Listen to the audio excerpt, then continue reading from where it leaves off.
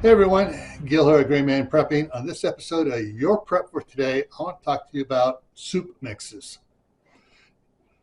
Now, soup mixes, you can go to the store and you can buy, it's the onion soup mix. Or you can buy some potato soup mix or tomato soup mix. Or you can make your own. So think about doing some soup mixes from stuff you grow in your garden. And if you're not growing a garden, shame on you. You should be growing a garden.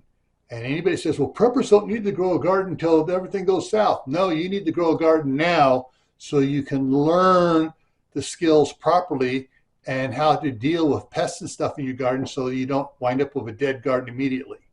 If you have a dead garden, you can't harvest the food and you can't make your soup mixes. All right? So there are a lot of recipes for soup mixes to make and store in a mason jar. Just vacuum seal it in there. You don't have to can it. As far as putting it in a pressure canner or water bath canner, you just vacuum seal it.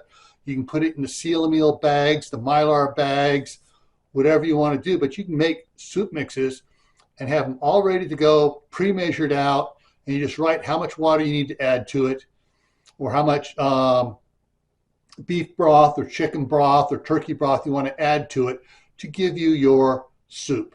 All right? Now, it's not just vegetable soups. You can do chicken, beef, turkey, pork, fish soups.